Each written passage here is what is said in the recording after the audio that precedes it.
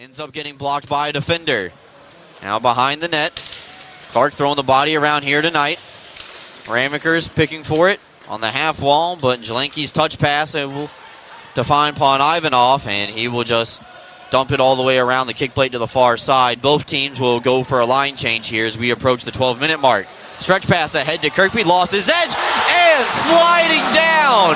Who needs to stand up and score? Tyson Kirkby makes it 3-0 on a highlight reel goal.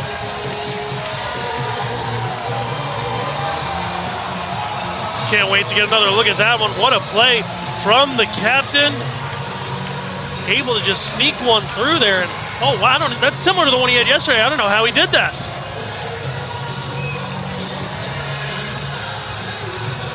Here he is on his behind. Brooks puts it right in the sock drawer, top shelf. What a play by Kirks.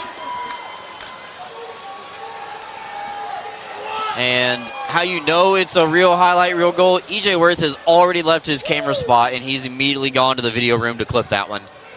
He's going to get that one out as soon as possible. Yes, he is. Black Bears ice the puck.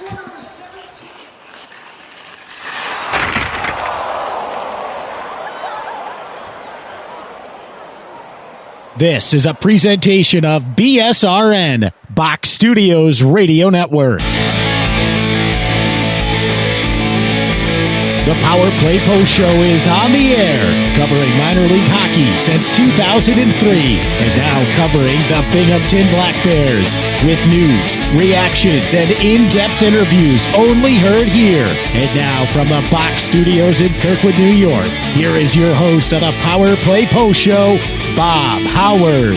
And hello, everybody. Welcome to another edition of the Power Play Post Show. This is the show for February 17th, 2025. This is season 14, episode number 44. We'll call this the Nicholas Poirier edition of the Power Play Post Show. This is episode number 483 in the long-running podcast that is the Power Play Post Show. Hello, everyone. Thank you very much for joining in. It's Monday afternoon, and this is the weekend wrap-up show. I am your host, Bob Howard. Thank you very much for listening. I know people will be listening to this on Monday, maybe even Monday evening, Tuesday, probably going into Wednesday as well. What a weekend of hockey for the Binghamton Black Bears. As you heard in the beginning of the show, what a goal by Tyson Kirkby, as called by Brooks Hill, and of course, Cole Parente, as they talk about it. And what the best part, and I let it go a little bit longer than I probably normally would have in that goal call, because as something like that happens and it becomes viral, it's because there are a lot of people at work, right? Tyson makes the goal. Nicholas Poirier makes an excellent pass. I mean, sometimes we're going to forget the fact that that was over two lines. That was from the defensive zone through the neutral zone to the offensive zone, and a great pass that just connected perfectly. And then a good defensive play by the Venom player to take Tyson down and take him kind of like out of the play, but he really wasn't out of the play. That's the best part about this, is that there are layers to this. Nicholas Poirier makes a great pass. The Venom player makes a good defensive play. He did exactly what he was supposed to do. I mean, that was textbook defensively. And then the reason why this is such a special play is because it's such a great backhand to get it to the top side. I mean, we're talking about the left side of the goaltender. You know, if you're facing the net, he's hitting the top corner there on the left-hand side. It's just a great effort by Tyson Kirkby, but there's a lot more to it. And then, of course, EJ Worth got to go and clip as quickly as possible. This is what pro teams do, right? This is how pro teams get things out to the masses as quickly as they did. And that's why I let it go a little bit longer, because I wanted you to hear that.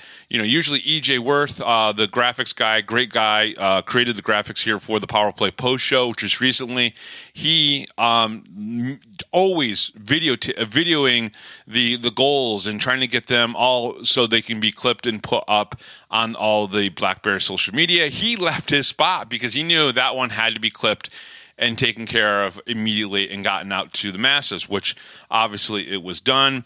And then, of course, that's when the craziness starts, right? Because then on Saturday nights, ESPN's top 10 list, the goal makes number 5. They could have, because it was the FPHL, made it number 10 or number 9. But no, it hit the middle mark because there was some pretty good stuff that happened, obviously, in the world of pro sports. And that is included in it. And that's a pretty awesome thing. It's good for the FPHL. It's great for Tyson. And it's great, obviously, for the Binghamton Black Bears. And, maybe another reminder, some of the cities out there like Rochester and Hershey and Springfield, our old AHL partners, we're still here.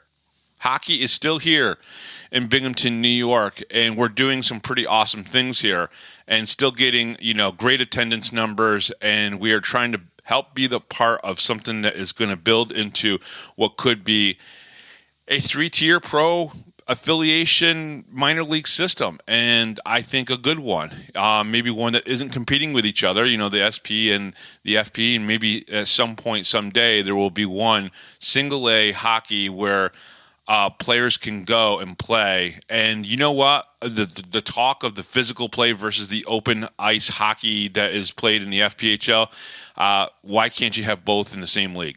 And so, because I think that would make for some really good stuff.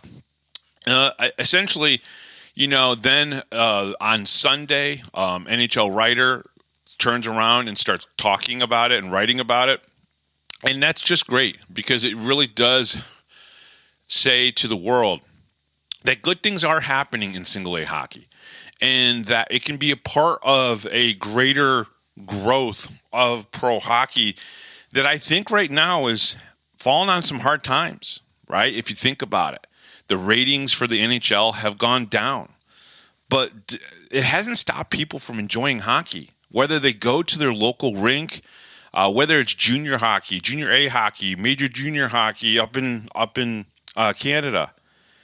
People are still going and watching hockey.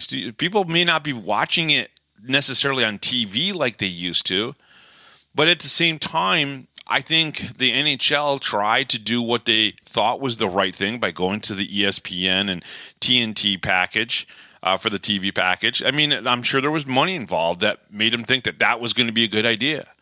And though the ratings haven't been that good, there are still good things that are happening, obviously, in hockey. And obviously the Tyson Kirkby thing is obviously one of those things, but it's really good for the Fed.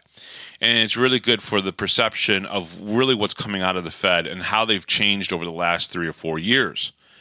But let's talk about something that's a little bit more important before we even get into the meat and potatoes of the show, which is that the Black Bears clinched a playoff spot, right? And more so than that, the Black Bears in the first season played 59 games, and they had 32 wins. Right now, they've played 38 games, and they already have 34 wins. They already have 2 more wins than they did in the first season that they were here.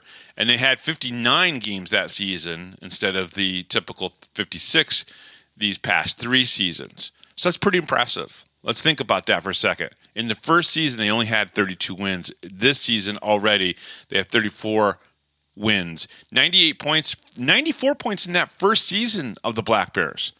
So already a huge improvement compared to the first season. But let's be honest, this season's not over with yet. They still have 20, how many games? They have 18 games left to go, right? And if they get 5 more wins, they tie last year's franchise record of 39 wins in a season, right? I got to imagine that in 18 more games, they're going to get 5 more wins. They're going to get 6 more wins. Hell, they're probably going to get 10 more wins. I can't see them, shifting negatively, that badly at all in the next 18 games. So the Black Bears are working on a history, a legacy here that is going to be really something that will be hard to compare in Binghamton hockey history. Now, there have been some good stretches for Binghamton place teams, and of course, the 92-93 Binghamton Rangers are going to go down as one of the greatest regular seasons of all time in minor pro hockey. But it doesn't mean that we cannot talk about this season, especially after coming off a cup win last year. and what could happen this year if they were to able to go into the playoffs and then repeat. But they have 98 points right now. They have clinched their spot. They're the only team to have clinched. And it's going to be a couple more weeks, maybe even 3 weeks before someone else clinches. So think about that for a second. That's huge. You might not have another team clinch for another 2 or 3 weeks. That's how quickly the Black Bears have done it. And let's be honest, it was 2/15. February 15th, the season goes until the end of April. So that just shows how impressive the Black Bears season has been, and then maybe how not impressive the Dashers Hockey Club's season has been as well. So there is that side of things. So I just wanted to start off with that. Obviously, a lot of people are talking about the Black Bears recently with the Tyson Kirkby goal. It was 11-5 to win, so that was pretty impressive as well. And the whole team played well. And there's one guy that's maybe a little snake bitten right now, and I'll talk about that in just a little while as well. All right, the Power Play Post Show is on Spotify, Apple Podcasts, Pocket Cast, YouTube, Amazon Music, and iHeartRadio. Just search Power Play Post Show, whichever platform you listen to your podcast, and please subscribe. Please join the Power Play Post Show Facebook group. Just go to Facebook and search for Power Play Post Show. And remember, the Power Play Post Show is really the only media in Binghamton that is dedicated solely to covering the Binghamton Black Bears. Check out the BinghamtonHockey.net for all your Binghamton hockey information and curiosity. And on this edition of the Power Play Post Show, last week we talked to Jesse Anderson. Well, Black Bears defenseman Jesse Anderson will be back to answer 6 more questions right here on the Power Play Post Show. All right, the Black Bears defeated Venom in both games on Friday and Saturday night at the arena. Let's go through this because this is pretty impressive. Okay, the Black Bears defeated the Venom on Friday night 5-3. Now in the first period, which was really the busy period here for both teams, the Venom struck first in the game, scoring the first goal off the third shot from Mark Pozar. Just 1:24 into the opening period, with Austin Thompson in the box for hooking. The Venom strike again, scoring a power play goal off the stick of Lester Brown just 4:13 into the period. While the two teams were on a 4-on-4 sequence, Gavin Yates skated into the offensive zone almost all by himself, and his shot passed Rahul Sharma, putting this game at a 2-1 lead for the Venom. You know, the Black Bears finally got it. And let's be honest, how many times have we seen this year? Where the Black Bears go down 2-0 in a game. I think maybe one other time before this one. The Venom take another 2-goal lead as Luke Richards scores the Venom's third goal of the period at the 15:01 mark of the opening period. So already we had four goals in the first period. Now, the Black Bears got a very important late goal off a beautiful shot from C.J. Stubbs with 2:26 left to go in the first period, making this a 3-2 game. 5 goals in the first period, and 3 of them were the Venom's goals. Very interesting.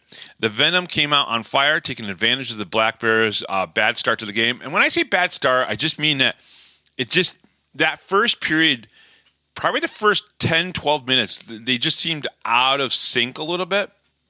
And the Venom were just getting into all of the right parts of the ice that had open lanes. So they were getting good, clean shots on Connor McAnanama. Now, they only got 5 shots, and and the Black Bears gave up 3 goals. Again, you can't go, oh, well, the Black Bears are the best team in the league and blah, blah, blah, blah. You can't sugarcoat some stuff, right? Sometimes it is what it is. 5 shots on goal, 3 goals. It wasn't a great start for the Black Bears. But, of course, it still ended on the right note. The Venom scored their first goal after leading in shots 3-0. And they were just basically getting that kind of jump on the Black Bears. Then a rare and awkward power play goal for the Venom. I imagine Coach Sherwood wasn't happy with the start of the first 6 minutes of the game. The second goal by Brett Parker, which actually I don't think ended up being Brett Parker. I think they switched that one. Yeah, I think it was Lester Brown. On the power play was behind the net, and Parker banked it, and Lester banked it off of C-Mac. Gavin Yates, when he is on, will undress any netminder in the league, and did that on Friday night versus the Venom. The Venom scored 3 goals in 5 shots in 15 minutes of the period. The third goal, C-Mac was picked clean and likely didn't have a good shot at the save.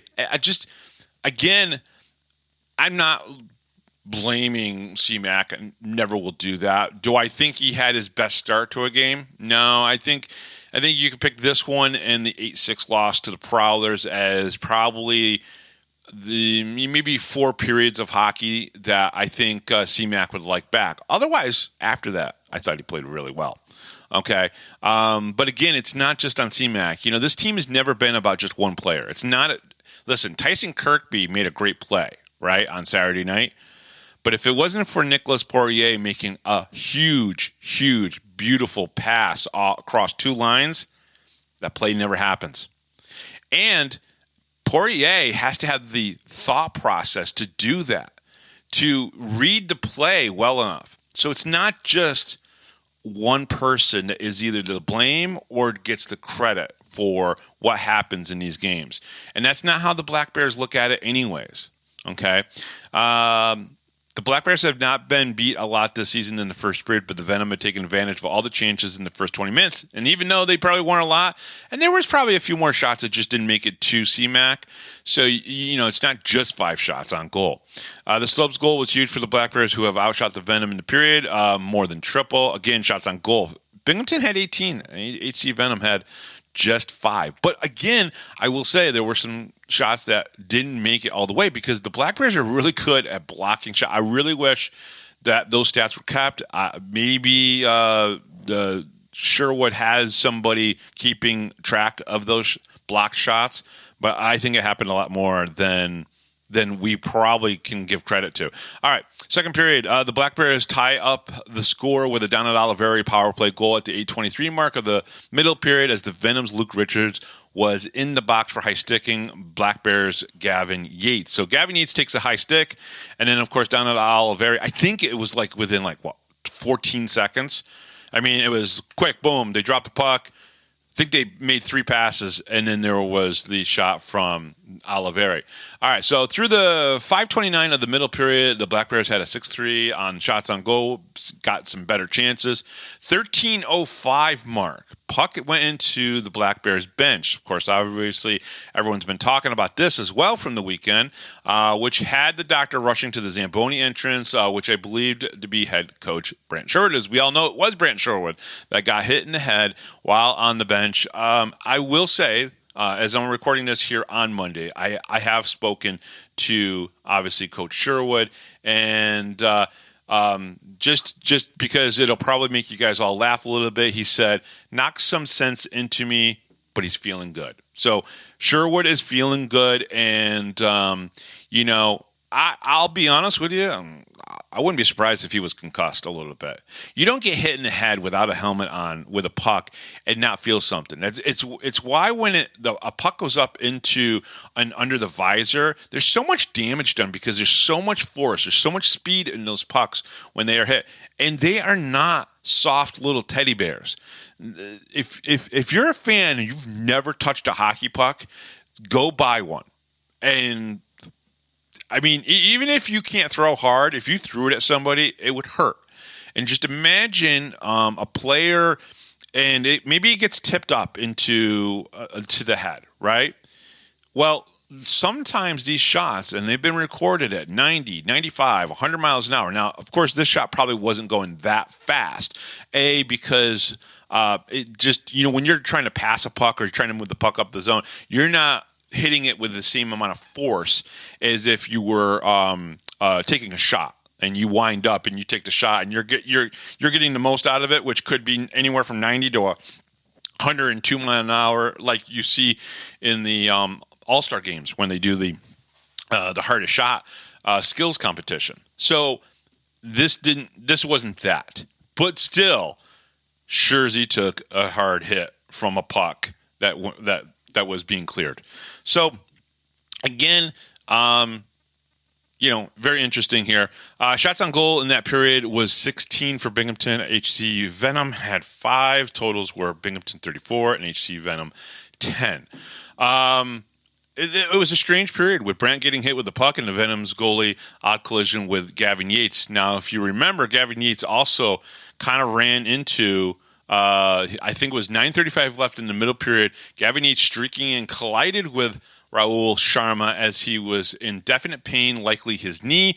He did stretch it out and kept playing. Fans were not happy with penalties in the Black Bears tonight. The one I disagreed with the most was the interference on Dan Weber. Yes, I know it's the letter of the rule. I just didn't like it there. Black Bears played better in the period, and let's be honest, they should have control of this game, but they don't.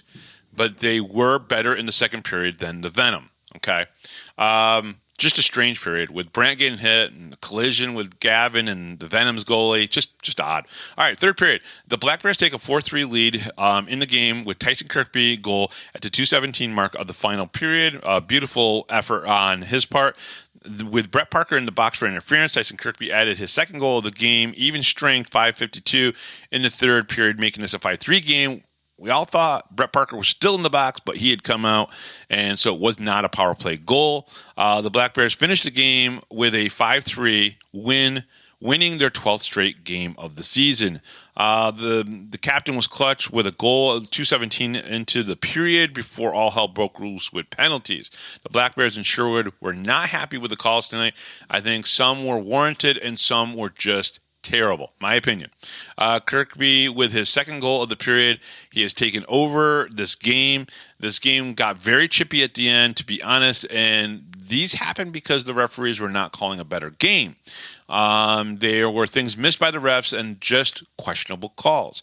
However, the referees do not play a role in the outcome of the game, but more show how players on both react during the game.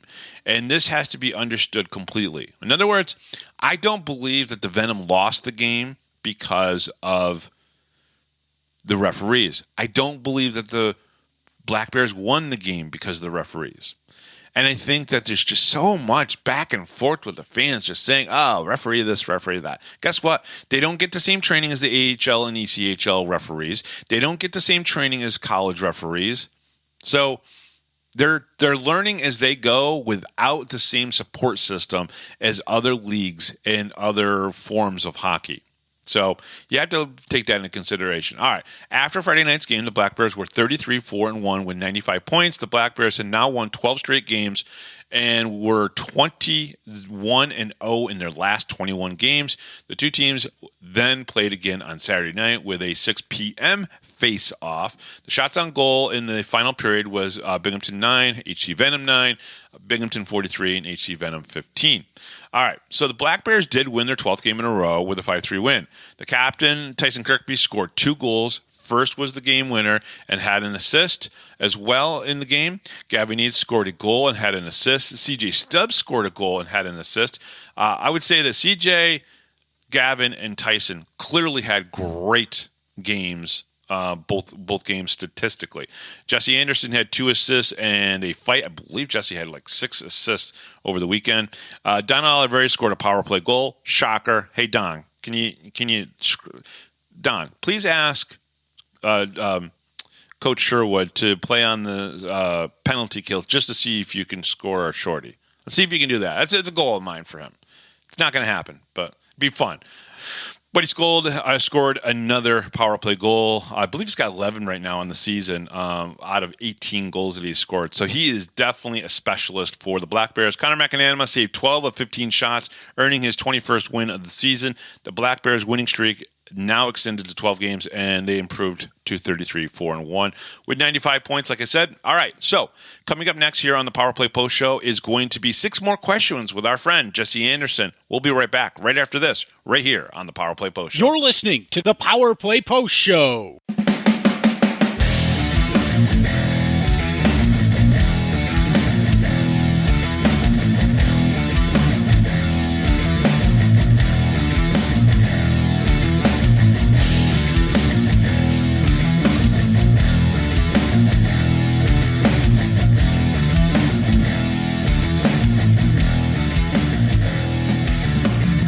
Here is another Power Play Post Show interview exclusive with Bob Howard. And welcome back, everybody, to the Power Play Post Show. It's 6 more questions with Jesse Anderson. Ando, you ready for these? Oh, yeah. All right. Number 1, who is your greatest influence in your hockey playing career? Greatest influence. I'm going to have to say Todd Miller. And explain why. Explain who Todd is and why. So Todd is he's now assistant coach in the Dell for, I don't know if it's the Grizzly, I think it's Grizzly Wolfsburg. Okay. He also played, he was drafted to the NHL. He's from Wasaga Beach. Coach Barry, OHL, is the assistant coach with Dale Howardchuk. Mm-hmm. Just kind of helped me progress throughout the years. Yeah, I mean, he I went and skated with him multiple times, went to Barry's main camp because of him.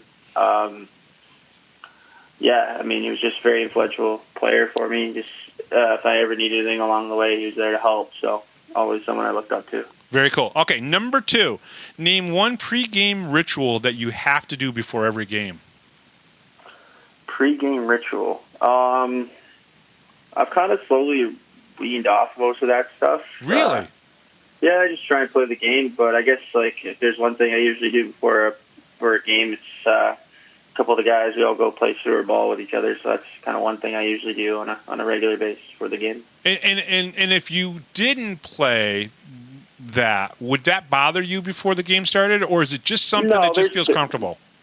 Yeah, there's been times where I need to get some work done or something from the trainers where I can't make it out there for the game for sewer. So it's a normal thing. It doesn't really affect me anymore. There isn't really too much that can throw a curveball at me to where I'm not ready to go for a game. Do you tape your stick before every game, or retape? Before every game, after warm-ups, before every period. Wow. Okay. So you definitely have that. Okay. Very cool. Number 3, vacation destination. Are you a beach guy, camping, staycation? I'm a little bit of both. I mean, I'd love to go to the beach. Yeah. I also don't mind. I'd love to go to the mountains too. So it's kind of in between. If it was right now, because we're in season, I'd say I'd love to go to a beach. Maybe down to Aruba or something like that, anywhere in the Caribbean, essentially, just to get away. And then so the Gulf Coast was not a vacation then when you guys were down there. No, I mean we had fun down there. Funny enough, because we had a little time off. I think it was last week, right? Yeah. Yep. Last week, my girlfriend and I actually took off after the game Saturday and flew down to Florida for 4.5 days, 5 days. Oh, nice. Yeah. You got to get away. Get away. Yeah, get away when you can. Yep, absolutely. All right, number 4, outside of hockey, would you be, looking to watch either the MLB, NBA, NFL, MLS, PGA? What sport would you go and watch if you weren't watching hockey? Golf. Oh, okay. Gotcha. Do you have a favorite player right now? Favorite player right now would probably be, I'm going to say Justin Thomas. Mm-hmm. And, nice. I mean, he's been a good player all around. I mean, I don't know if he's in the top 10 at the moment. I know he's been having a tough time on the courses, but, he's just always been a really solid player. And he plays with he knows Tiger really well, and Tiger was always a fun one when I was younger to watch. So yeah, oh yeah, for everyone. Yeah, I agree. Now, you play pretty regularly when it's in season, right? Yeah, I like to get out and swing the sticks as much as I can. Trying to lower my handicap. There's a couple of guys on the team too that we're in the winter league over at Fairways. So okay, fun. Very cool. All right, number 5. If you were picking a movie, would it be a comedy, a drama, sci-fi, romantic, horror? What's up your alley? I love action movies. Okay. Keep me engaged. I'm very big on the action. I don't like horror at all. I won't watch them. Really? Yeah, just not my cup of tea. By the way, 2 of the guys have picked romantic comedies, so I just want to throw that out there, which I think is great. Nothing wrong with that. Yeah, no, nothing wrong with that, but it's funny. Number 6. Okay, this is the one that you didn't get the answer last year because we didn't do these when we had you on a year and a half ago. But a zombie apocalypse has broken out, and you're trapped in a hockey arena. Okay. Who is the one person, dead or alive, fictional or non-fictional, that you'd like to have in the arena with you? Can be anybody. That's a good question. That's a really good question. I haven't had that long of a pause yet either. I don't know. Maybe because it could be anybody, and it can be fictional. So. Oh yeah, absolutely. Ooh, this is tough. Maybe I guess is it Dormammu from Marvel? I guess. Yeah. The one that's like the conqueror of worlds. Just because then at least I know I'm going somewhere, and if I make a deal with him, then I'll live forever. Perfect. All right. Wow. Okay. Eggy said last year he would pick Genghis Khan. So, that's fair. Yeah, and that sounds like Eggy too, right? Yep. Very much so. Jesse, again, thank you very much. Good luck the rest of the season. I'm sure you guys are going to be absolutely fine, and I can't wait for the playoffs to start. I know that's still a couple months out, but I think it's going to be some pretty exciting stuff. You guys have been awesome this year to watch. I think all of us fans can honestly say that what you guys have done on the ice is pretty impressive. We've only seen that maybe like one other time in 92-93 with the Binghamton Rangers here, how dominant you guys have been. So good luck the rest of the way, and thank you very much. Thank you. Thanks for having me. All right. We'll be right back right after this, right here on the Power Play Post Show.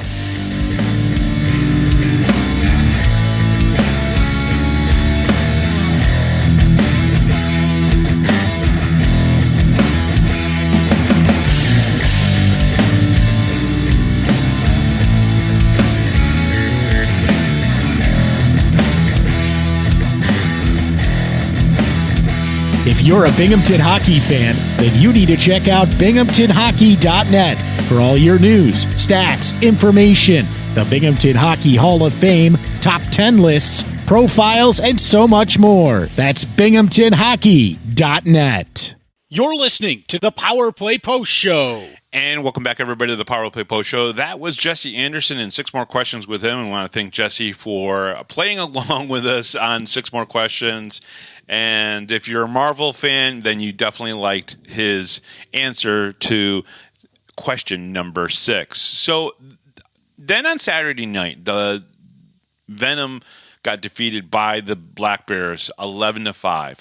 And we've already seen a score like this before this year. The Black Bears won 11-3 against the Columbus River Dragons just about 3 weeks ago from now. And, obviously that's impressive. And it's better that it happens on Saturday night because you're always worried when it happens on a Friday night like it did with the River Dragons that you're not going to have any scoring touch the next day. But this happened on a Saturday night, which was good. And, of course, it's the 4th time this year that the Black Bears have scored 9 or more goals in a game.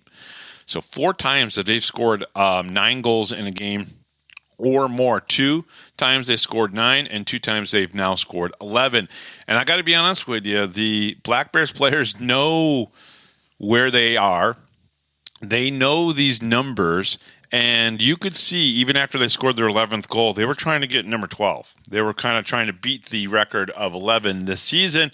Now, record in the franchise history is 13 goals a couple years ago. So the Black Bears haven't gotten back up to that yet, but they don't really need to. It's okay. All right, so in the first period, the Black Bears were gifted a power play as the Venom were tagged with a pregame warm-up violation penalty, which led to a C.J. Stubbs power play goal at the 124 mark of the opening period. Donald Oliveri gave the Black Bears a 2-goal lead just 16 seconds later after a great feed from the captain, Tyson Kirkby. Now, of course, that was 16 seconds, right? 140 to C.J. Stubbs' 124 mark of the opening period. Crazy. Tyson then scored the Black Bears' 3rd goal of the game at the 7:46 mark of the first period. Continued the Black Bears' hot first period. Austin Thompson scored at the 14:22 mark, giving the Black Bears a 4-0 lead. With the Venom pressuring. Now, of course, that's the goal that everyone's talking about. The Tyson Kirkby goal that was scored at the 7:46 mark of the first period. That's the one that everybody's talking about. But with the Venom pressuring in the Black Bears defensive zone, a rare turnover led by Danila Beloff goal, scoring the Venom's first goal of the game, making this a 4-1 lead for the Black Bears with 2:06 left to go in the period. With 11 seconds to go in the first, the Black Bears take another 4-goal lead with Zach Sirota's 9th goal of the season. And I think we're going to find out that Zach Sirota is going to be one of those hidden gems on the third line that is going to have like maybe 15 goals by the end of the season. And he's going to have like 2 or 3 in the playoffs that are just going to be important goals. And we saw that from a couple guys last year that did the same type of thing. And Coach Sherwood just seems to keep finding a guy like a Zach Sirota that just gives you a little bit of that energy, gives you a little bit of that, speed, a little bit of that intensity, and he's able to still also score as well, which is pretty good. What a difference tonight on the ice for the Black Bears. They score 4 goals in 14:22 of the period and dominate the Venom in the puck possession game and the quality of shots. And the quality of shots were so much better in the Saturday game. Eggie had a couple important saves on his part, but didn't see a lot of play in front of him. Tyson Kirkby now has 3 goals this weekend and is picking up where he left off before his call-up to the ECHL. And let's be honest, Kirkby is also only about 4 goals away from tying Nikita Ivashkin's record for most goals in franchise history. So that's something to be looking forward to over the next couple weeks as well. The Venom's only goal was just a turnover. That was a great shot by Beloff, and this was a start that everyone was hoping for from the Black Bears. Now, shots on goal, Binghamton 18, HC Venom had 6. Okay, in the second period, the Venom strike first in the second period with a goal from Ivan Pananov at the 106 mark, making this a 5-2 game with CJ Stubbs and Tyson Kirkby in the penalty box. The Venom score on a 5-on-3 power play off the stick of Connor Craig, making this a 2-goal game at 5-3. Now, Dakota Bond changed the momentum of the game with a goal at the 10:37 mark of the middle frame, giving the Black Bears a 3-goal lead again at 6-3. Scott Romakers got on the score sheet with a goal at the 12:34 mark to make this a 7-3 game. And then the Black Bears scored their own 5-on-3 power play goal at the 16:48 mark off the stick of Dakota Bond, giving the Black Bears a 5-goal lead again. Okay.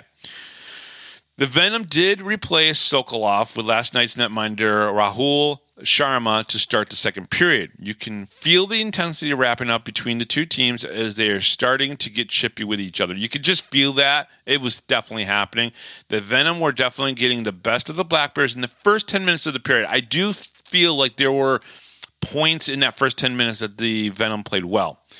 Lester Braun was given a match penalty for using taped hands during a fight, something I've never seen called, but understand why it was. The Venom are outmatched tonight, just without a doubt. I mean, they had moments when they were good, but they were definitely outmatched tonight, and the Black Bears are taking over this game. Shots on goal in the second period, Binghamton 16, HC Venom 7. Totals were Binghamton 34 and HC Venom 13. Now, of course, there were 2 fights in this game. Okay, and let me just pull this up so I can kind of go through it properly. All right. So in the second period, Lester Brown and CJ Stubbs dropped the gloves at the 4:33 mark and got into a fight. Okay, fight happened. Fine. It wasn't the greatest of fights. I guess it was okay, right? But then after played another like 10 minutes in the game, Lester Brown comes out, not happy with a couple things that happened on the ice. He and Emerson Emery dropped the gloves. And I believe Emery took a hit or something. Just didn't look good. Either way, they both dropped the gloves, fight, and they both get the fighting majors. But then Lester Brown also gets an attempt to injure 5-minute match penalty in the game. And so he gets kicked out. And basically what happened was he taped his fingers after the first fight. And I know some people were saying, well, that's the reason why he had to tape fingers, because he got in a fight in the first. Well, then you don't get in a fight after that, because there is a rule in place. And that rule's in the AHL. It's in the NHL. It's in the ECHL. It's there. It's there for a reason. Taped hands are an illegal piece of equipment, so to speak, if you're going to get into an altercation with another opponent. And that's basically what happened. So it was the right call by the referees. And again, for people who say that the referees suck and they just aren't doing their job properly, For them to get that right shows that there are referees trying to do their best and trying to make this as fair as can be when they're in there. So that's the important thing. So that's the reason why that was. So let's go into the third period. Austin Thompson scored the Black Bears' 9th goal of the game, as well as the third power play goal for the Black Bears in the game, just 34 seconds into the third period. Pretty quick shot there. The Black Bears hit double digits with a tally from Chris Mont, just 5:29 into the final period, making this a 10-3 game. CJ Stubbs scored his second goal of the game at the 8:26 mark of the third period, giving the Black Bears an 11-3 lead, matching earlier season game high of 11 tallies in the game. The Venom get another goal back at the 13:41 mark off the stick of Ricardo Janelix. Can never say his name right. The Black Bears' last goal, the game's last goal came from the Venom scoring their 5th goal off of the stick of Ivan Pavanov. Scoring his 2nd goal of the game. Now the Black Bears now have 3 power play goals, 2 of them from Lester Brown, match penalty for having taped hands during the fight with Emerson Emery. There is a lot to unpack from this game, to be honest. The Tyson Kirkby from his backside when he was taken down was impressive. Both CJ Stubbs and Emerson Emery fought Lester Brown. Brown was trying a Superman punch. This is not the WWE. Now, if you don't know what the Superman punch is in the WWE, is when Roman Reigns jumps up in the air and then basically comes down on his opponent with a punch to the face. And it appeared that Lester Brown was trying to attempt this move on skates. And a lot of people thought that that's what he got kicked out of the game for. That's not what he got kicked out of the game for. Now, should they suspend him for trying to do something that ridiculous? Maybe. He might get suspended for the match penalty anyways. He may not. This is the Fed still, and they still make mistakes when it comes to certain things like this. But hopefully something will come out of it. But then having taped hands during the second fight was just insane. It'd be easier to tell you who did not get a point than go through everyone who did get on the score sheet, even though I will do this so in a little bit. I think there were moments in this game when the offense was certainly the high priority and the defense was left a little high and dry.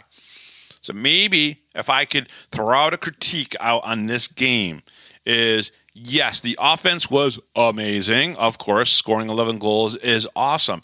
But maybe defensively, when you play a run and gun as well as the Black Bears do, you sometimes leave the defense a little high and dry. And maybe the Venom had too many good looks at Nolan Egbert than they should have to get some of those goals. Okay, so it's important there. You can't leave your goalie out like that and not be there to protect him. And honestly, it doesn't happen that often for the Black Bears. But if you want a critique, there's a critique. Again, it doesn't really matter whether you win your 13th game in a row. I think it does when you get to the playoffs or when you play teams like Carolina and Athens later this season. That's the reason why the defense is going to have to tighten up. Against teams like Carolina and Athens, you cannot just do run and gun and pray to God that your goaltenders can make every single save, because they're not going to. The shooters in this league are just too good.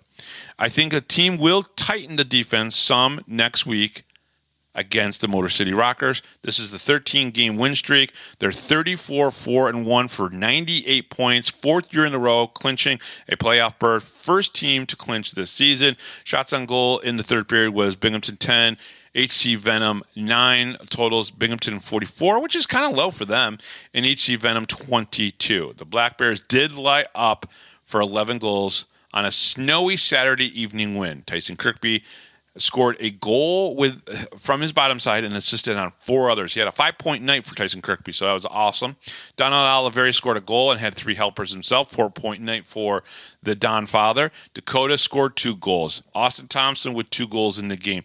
Gavin Yates assisted on 4 goals in the game. Gavin Yates had 6 assists this weekend. Now, let's think about that for a second. Gavin Yates scores goals. He also assists, but he is a very good playmaker for this team. It's the reason why he's been MVP twice in the finals. Emerson Emery, Nicholas Poirier, and Jesse Anderson each assisted on 2 goals. Let's see here. CJ Stubbs scored 2 goals in the game and assisted on another. Zach Sirota, Chris Ma, Scott Ramakers each scored a goal. Nolan Egbert saved 16 of 21 shots to win his 13th game of the season. And let's be honest, folks, we have 2 netminders in the top 10 in wins in this league. Pretty awesome. The Black Bears now have won 13 straight games and are 34-4-1 with 98 points. With tonight's regulation win, the Black Bears have clinched a berth into the Commissioner Cup's playoffs for the 4th consecutive year. The Black Bears will continue their homestand with 2 games next weekend as they host the Motor City Rockers on Friday and Saturday night. Okay, so obviously the most important thing on Saturday night was the win, clinching the playoffs. The thing that was kind of blown up and got crazy was the goal by Tyson Kirkby. Now, you heard the call from Brooks Hill earlier in the broadcast. And that was pretty exciting and great call by Brooks Hill. Thank you very much, Brooks, for always letting me to clip some audio and throw it into the podcast here as we cover the Binghamton Black Bears games. Every once in a while, I like to get some of those goal calls in there because he's doing a great job for the team. But the video went kind of viral, okay? As viral as, I guess, a Fed, video can go. I can't understate how important and how good of a pass that was from Nicholas Poirier. So, Nick, if you're listening to the show, I do really hope that you got a little bit of props and a little bit pats on the back for that pass. That was a great pass to Tyson over 3 lines technically, right? 2 blue lines and a red line. So a pretty good long pass. Phenomenal job there. Tyson gets taken down. A good defensive play by the Venom player. And then he backhands it to the top shelf basically. Great goal. Well, it obviously went viral. And I think that's a good thing. I think the fact that ESPN put it on their top 10 list, and of course the fact that it was written up in an article on NHL.com, that is exactly what the league needs. Tyson and Brant have already done a great job building this team up to be in a position where it is to, win a championship last year and then be biting for a championship this year. It's a very good possibility. They're going to have the best record in the league at the end of the season. I think Athens can take a semi-run at it, but I don't think it's going to happen. I think the Black Bears, even if the Black Bears have 1 or 2 more regulation losses, I don't think Athens is going to have the same amount of regulation wins as the Black Bears will. So I think the Black Bears are going to have that as well. And then it just depends, how does the playoffs go? But being said, if you look at the Black Bears regular season, everything that they've done, okay, and then you take a look at the fact that Don Oliveri, CJ Stubbs, and Tyson Kirkby have been called up to the ECHL. And let's be honest, going to the SPHL is fine, but I don't know if it's the be-all, end-all of things anymore, right? When we talked to Colin Fitzgerald said, you know what? My time there wasn't that great. I didn't enjoy it. It wasn't fun. I don't think they wanted me there, okay? Now, I think Blake Tosto's having a time of his life there. I think Cam Cervoni is definitely enjoying his time in the SPHL. And that's fine. That's good for them. I'm glad that they're that. Now, Blake Tosto has told me he's coming back to the Black Bears at some point. I don't know if it's actually going to happen, but he's told me that he's going to do that. But let's be honest. Going to the ECHL is huge.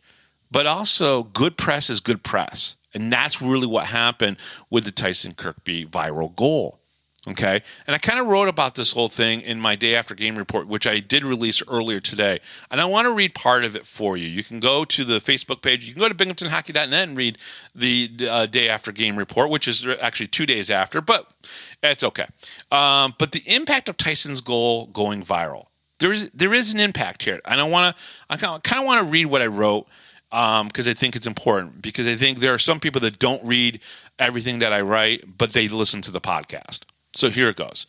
If you've been hiding under a rock recently, then you've likely missed that Tyson Kirkby's goal on Saturday night has gone viral.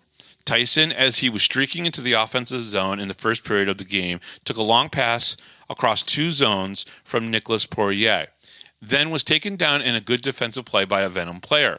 But as Tyson does, he kept his concentration on the puck, backhanded it, and while sliding on his backside, scored top shelf to the dismay of Makar Sokolov and the Venom team. This was a highlight goal that went viral on ESPN's top 10 list, making it to number 5 on the list, as well as an article written by Christopher Detwiller from NHL.com. I've talked about the impact of Tyson Kirkby's play this season and his call-ups to the ECHL and the importance of those accomplishments, not just for Tyson, but for the league and the Black Bears. He's showing the rest of the hockey world that the FPHL is turning the corner and the FPHL is making headlines in the right way, making paths to the affiliated hockey a more realistic possibility in the future. They may not see it yet, but Brant Sherwood and Tyson Kirkby have started something that most people thought likely wasn't going to happen. The FPHL is starting to be looked at differently in the eyes of the hockey world. When the Black Bears came into the league, the hockey world saw this league as a joke, a nothing more than one step above a men's league level of hockey. Even the SPHL, still an independent single-A hockey league, just like the FPHL, was considered a level higher. Players saw it that way, and so did Brant Sherwood when I first met him. Because of the work that some are doing in the FPHL, like Brant, like Tyson, like Steve Martinson in Athens, and other hardworking players in Carolina, Columbus, the hockey world is taking notice of the FPHL in a different way, and that's a good thing. So, as some see Tyson's goal as a great viral video, I see it differently.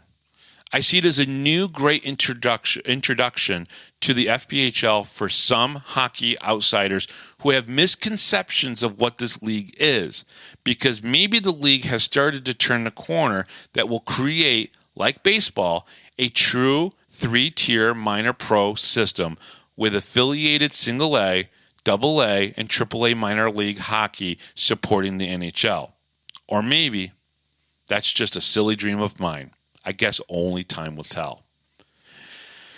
Again, folks, I really do want to stress this is not just a moment that's for Tyson. It's great for Tyson. He deserves it. He deserves every accolade he has really kind of gotten over the last couple years. I truly believe that. I truly believe that if he stays on the path that he's on right now, he will be the MVP player of the season for the FPHL. And he rightfully should be. Maybe he should have been last year. You can't take away from what he did. You can't take away from what the Black Bears, the Athens Rock Lobsters, Steve Martinson, Brant Sherwood, and some of the other coaches are trying to do this year and what they're really trying to create. And the other thing that helps the league a lot, and I know we talk about expansion and sometimes in a bad way, right? I do believe that as they go into markets that work and start making good money, and they can handle the travel costs, teams in the ECHL and the AHL and the NHL will start to see that there is inroads for single-A hockey players that they all need. Let's be honest here. The NHL needs single-A hockey.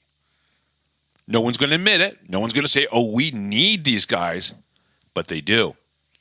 And let me tell you why. When an NHL player gets injured or retires, it means it opens up the door for someone to move up. And that person usually comes from the AHL. Might come from a European team, but likely it's going to come from the American Hockey League. And when that player goes up from the American Hockey League team up to the NHL, that leaves a hole in the AHL. And when it leaves a hole in the AHL, that means you call up somebody from the ECHL. Now, that's the end of the affiliation, right? So we have affiliated team in the ECHL that's affiliated with the AHL team that's affiliated with the NHL team. And when we talk about affiliated, that means there is a contract that is usually signed between the ECHL and the AHL team, or the ECHL team and the AHL and the NHL team, for them to be a relationship that sends players back and forth from the NHL down to the AHL, maybe even from the NHL's training camp down to the ECHL, and then that player will work his way up. We're finding out now, as hockey is expanding and growing here in North America, that you cannot stop that relationship at the ECHL level. There has to be a relationship between single A hockey and the ECHL. So for the longest time, because of some sort of relationship maybe between the SPHL and the ECHL, that was kind of like the inroads, where you could go to the SPHL, and then if you did well there, you could go to the ECHL. But I do think that at this point in time, the FPHL is starting to get to that level, and people are starting to take notice. And in part, a big part of that is the Binghamton Black Bears. It is the city of Binghamton that has helped create that. It is a good facility to come into and play in. It's a good community to be a part of. And yes, maybe only 3,300, 3,800 fans showed up this weekend, but the average is still about 4,000 fans. And the city of Binghamton is outdrawing some ECHL and AHL cities. And let's be honest, our average was probably pretty damn close to what they were really getting in the NHLs when they were in Arizona last year, because they could only fit 4,500 or 4,800, whatever it was, in the rink that they were playing in. So what I'm trying to basically say is, history might look at the first 10 years of the FPHL in a bad light, but it's changing. And wouldn't you rather be a part of the change of something that could potentially happen that could really bring a true baseball related, or the similarities of a baseball minor league system to basically the hockey world, right? Where you have a single A, a double A, and a triple A, all working through and developing players so they could eventually get to the NHL. I'm not saying that the NHL will ever have a player get signed by them, sent to the FPHL, and actually play. But the NHL could take stock in what single A hockey could do for them, which is keeping their teams competitive and filled, because they are helping a single A team market themselves. And here's how I want to put that out there, okay? Say the Boston Bruins, who have the Providence Bruins as their AAA AHL team, right? And then they have, obviously, a ECHL team. Well, you could then have the Binghamton Black Bears be an FBHL single A team that could say, we're the affiliate of the Boston Bruins. And Bears stick together, right? You know, you got the Providence Bruins, you've got the Boston Bruins, and then you've got whoever their ECHL team is. And then, of course, you could have the Binghamton Black Bears. I'm going with the Bears theme there for obvious reasons. And the marketing could be all just self-explanatory, right? Here's a player that played in the FPHL and he got to the AHL, right? And there's this back and forth. There's a relationship that could happen. And even if a player in the FPHL does not make it to the NHL, it doesn't mean he does not help the organization as a whole by playing in the ECHL and playing in the AHL, which really helps the team in a way to develop all players that have the potential to make it to the NHL. This is something that I think can happen in the next 10 to 15 years. It's just a matter of stuff like what we saw with Tyson Kirkby to prove that there are single A players that can play at the ECHL level that can, with the right resources, get to places that will help single A hockey have a new light on it. And it's not just something. So that's my thought on that. I wanted to put that into perspective of what it could be, because it could be something that would be good for everybody involved in pro hockey. Then you have junior A players, major junior players, you have college D1 players, you have D3 players, you have ACHA, you have club hockey players that all could be in the FPHL, because you have a little bit of all of that in the FPHL right now, and they all could strive to making hockey just better for North America and for the NHL. But again, the NHL, the AHL, and the ECHL all need to get on board with that. And I think with the article on NHL.com, with ESPN showing this, that's a start. Because the last time the Fed made the ECHL was because of a brawl 4 or 5 years ago between Columbus and Carolina. That is not what you want to see.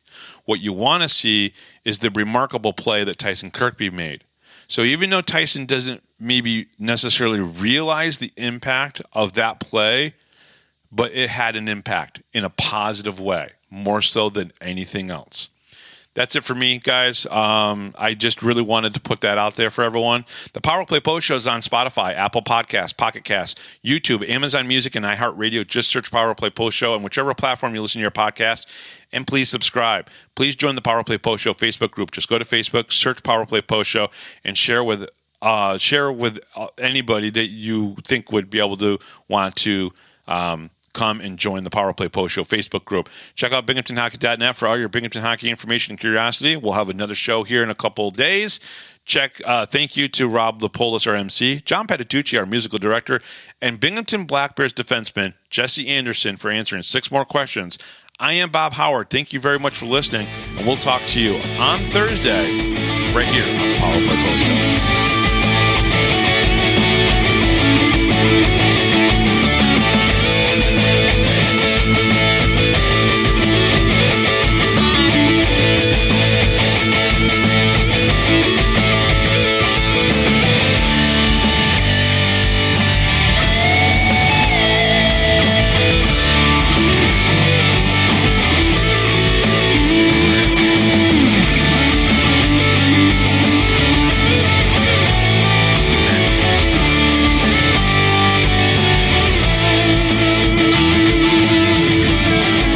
Thanks for listening to this edition of the Power Play Post Show. Be sure to tune in next week to the Box Studios Radio Network for all the latest Black Bears news and interviews from around minor league hockey. The Power Play Post Show would like to thank John Patitucci for all the music you hear on the show. You've been listening to the Power Play Post Show.